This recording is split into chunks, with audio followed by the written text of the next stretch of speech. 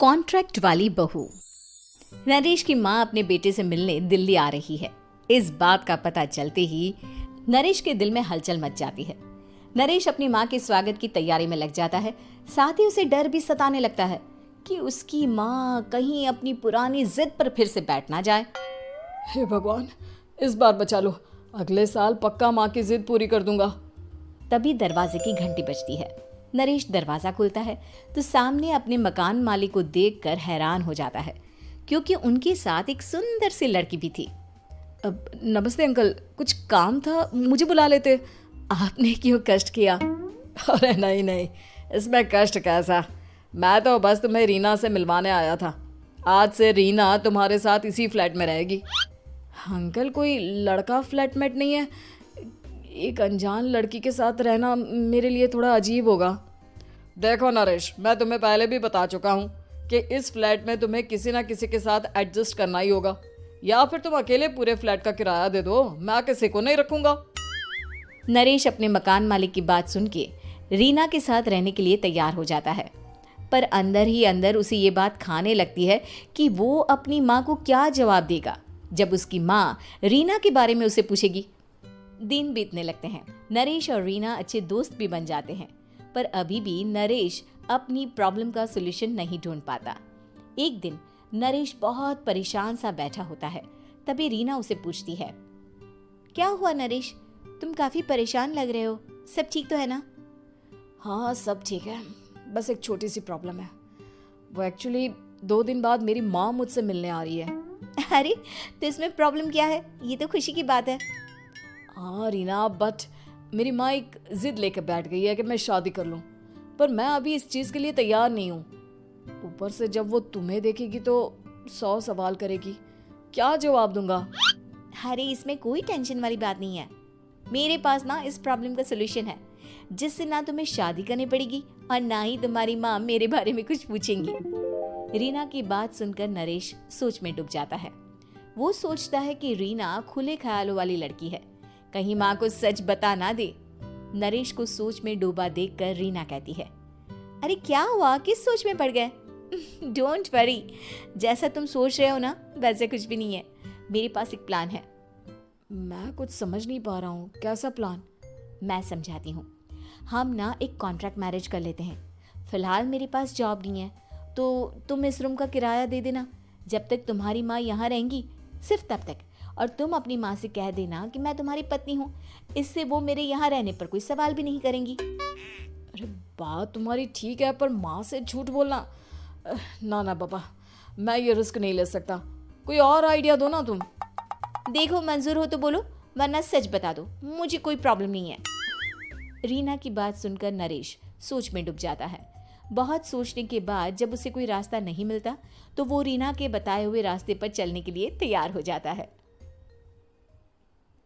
वो रीना से बात करता है और अपनी माँ की पसंद और नापसंद के बारे में बताता है। रीना भी नरेश की सभी बातों को ध्यान से सुनती है, ताकि कहीं उससे कोई गलती ना हो जाए। आखिर वो दिन भी आ जाता है जब नरेश की माँ उससे मिलने दिल्ली आ जाती है। नरेश अपनी माँ को फ्लैट पर लेकर जाता है। जैसे ही नरेश की माँ फ्लैट के अंदर जाती है, रीना उसके पैर छू लेती है। ये देखकर नरेश की माँ थोड़ी घबरा जाती है और नरेश से पूछती है, अरे बेटा नरेश, ये कौन है? माँ, ये आपकी बहू रीना है। माफ़ी चाहता हूँ, सब कुछ इतनी जल्दी में हुआ कि आपको बता ही नहीं पाया, इसलिए सोचा कि क्यों ना आपको सरप्राइज दिया जाए। अरे बेटा, मैं तो बस तेरा घर बसा हुआ देखना चाहती थी।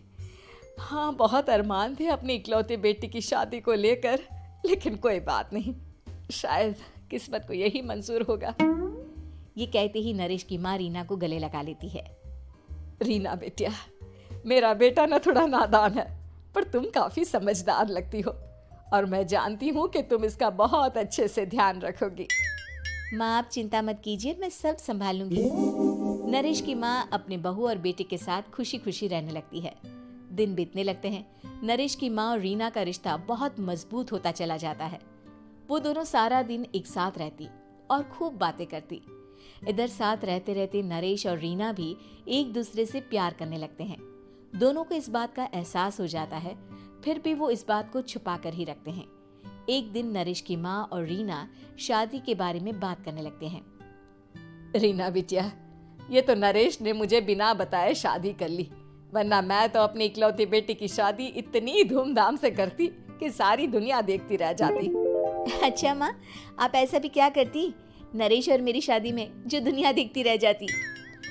अरे बिटिया, एक माँ के अरमान तुम अभी नहीं समझोगी। मैं तो अपनी बहू को एक रानी की तरह लेकर आती और शादी भी बिल्कुल शाही अंदाज में करती, पर मेरे तो सारे अरमान ऐसे ही रह गए।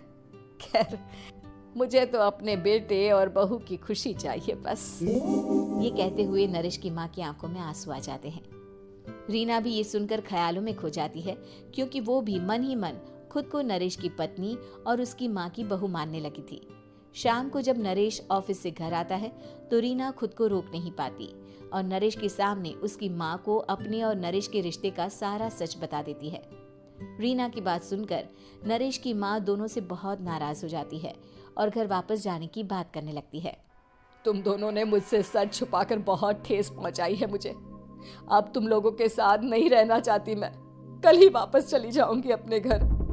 माँ, मुझे माफ कर दो, ये सब मैंने रीना के कहने पर ही किया है, वरना मैं भी आपको कभी ठेस पहुंचाने के बारे में सोच भी नहीं सकता।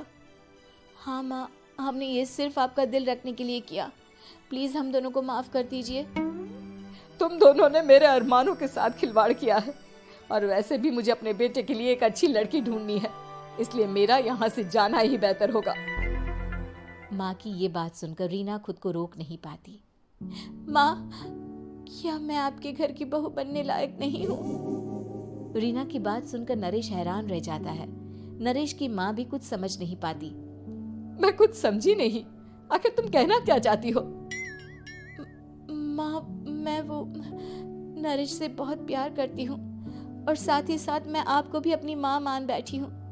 आज जब आपकी बातें सुनी तो खुद को रोक नहीं पाई, इसलिए सारा सच आपको बता दिया।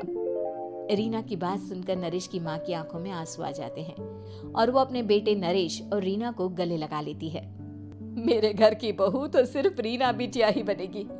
मैं आज ही तुम दोनों की शादी की तारीख निकलवा दूंगी, बस एक बार तुम्हारे घर वाले मान जाए। उसी दिन रीना के माता पिता भी उनके फ्लैट पर आ जाते हैं। दोनों परिवार आपस में बैठकर बातें करते हैं और शादी के लिए राजी हो जाते हैं। रीना भी कॉन्ट्रैक्ट फाड़ देती है और कहती है, सही मायने में मैं अब बहू बनूंगी, अब तक तो सिर्फ कॉन्ट्रैक्ट वाली बहू थी।